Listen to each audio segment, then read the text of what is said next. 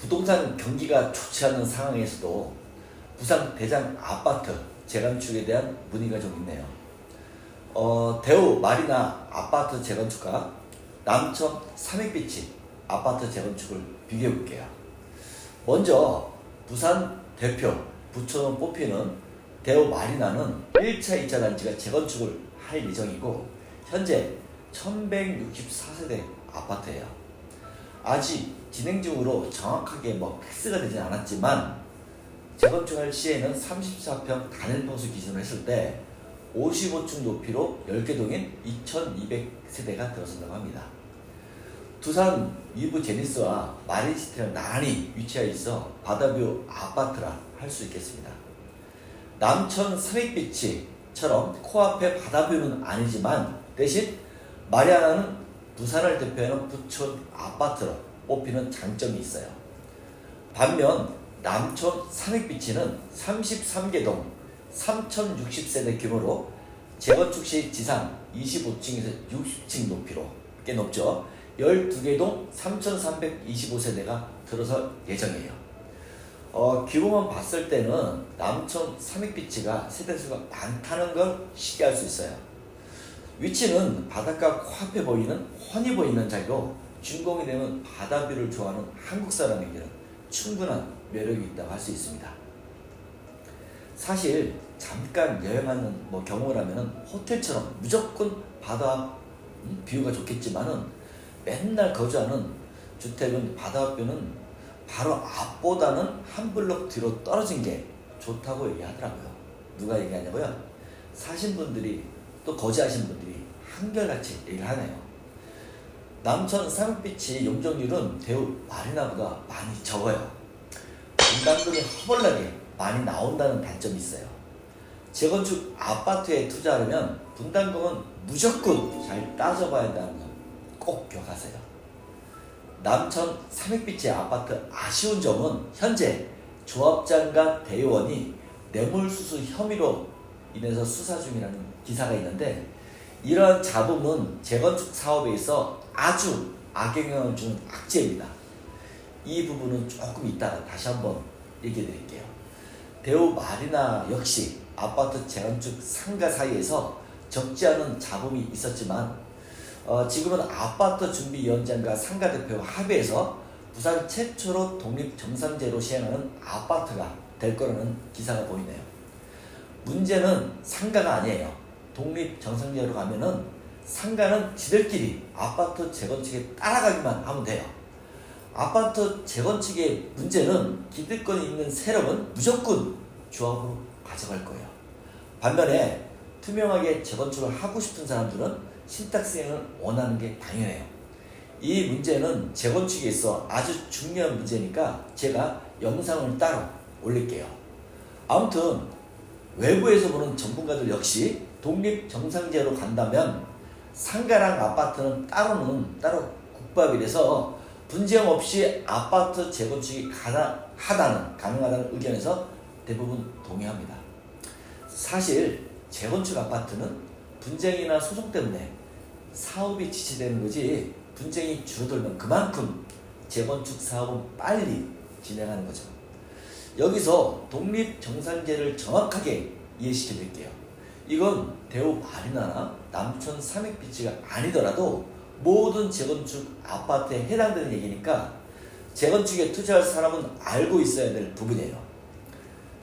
단지 내 상가와 아파트에 대한 수익과 지출 같은 비용을 따로따로 관리하는 거예요. 아파트는 아파트대로, 상가는 상가대로 정산하는 거예요. 어렵지 않죠? 남천 삼익비치는 조합이 설립돼서 조합이 사업으로 진행되는 거고 대우 마리나는 아직 사업 주체가 조합으로 하는 조합으로 갈지 아니면 신탁사가 사업 주체라는 신탁 재건축으로 갈지 결정 중이라고 하네요. 참고로 건설사들은 조합장이 주체라는 재건축 사업을 좋아합니다. 이유는 신탁은 수수료를 받는 대신에 건설사들 마진 같은 거품을 쭉 빼기 때문에요. 건설사들이 그래서 별로 좋아하지 않아요. 조합장이 주체라는 재건축은 각종 이권들이 남발해서 조합 뒤에는 뒤에서 미는 하청업체를 건설사를 붙여주면 건설사들은 엄청 겁나 좋아져.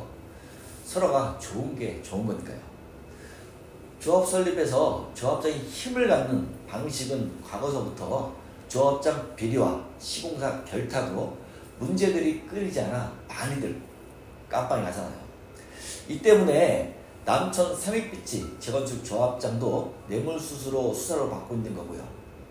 제 개인적으로 본다면은 신탁 재건축이나 조합 설립이나 둘 다 장단점은 있지만 저 같으면 무조건 사업이 빨리 가는 쪽으로 선택하는 게 유리하다고 말씀드릴 수 있습니다. 저 역시도 과거에 한 20년 됐네요. 그때 서울 아파트 재건축 조합장을 해봤어요. 시공사 선정을 할 때 친한 이웃끼리 등지고 적이 되는 경우들이 많아요. 어쩔 수 없어요. 제가 조합장을 하면서 시공사 선정하는 시점에서는 아파트 주민이나 이런 사람들이 일면식도 없으면서 밥 먹자고 이렇게 친해서 접근하는 게 굉장히 많아요. 각종 이권으로 연결해달라는 유혹들이 많이 들어왔습니다. 그걸 건설사의 비밀리에 얘기하면 건설사들은 엄청 좋아하죠. 그때부터 건설사랑 한백하는 거니까요. 진짜 황희정승처럼 웬만한 천명 결백한 사람 아니면 조합장을 하면 안 돼요. 근데 황희정승 같은 사람이 몇이나 될까요? 사실 황희정승도 말년에 아들인가 사위인가 사건 무만 청구를 하다가 개망신 당했어요. 역사 기록에 있는 팩트입니다. 지난 11월 2일에 대우 마리나는 아파트 조합을 상대로 신탁 설명회를 했다고 합니다. 상가 측과 아파트 측 마찰이 있었던 게 엊그제 같은데 벌써 신탁 설명회까지 했네요.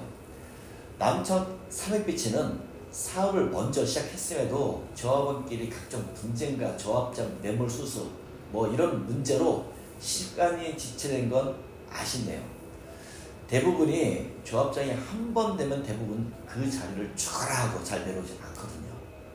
재판을 하더라도 재판이 끝날 때까지 그 자리를 고사하는 경우가 많고요. 범죄 행위가 법원에서 유죄로 판결 날 때까지는 조합원들은 아무것도 할 수가 없고 그냥 기다리는 것 뿐이에요.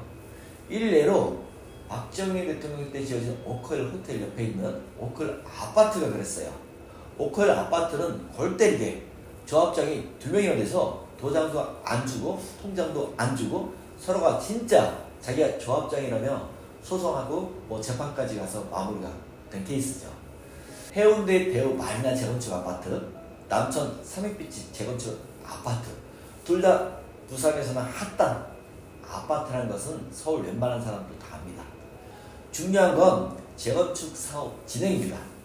서울에서도 핫한 음마 아파트는 여전히 더디거든요.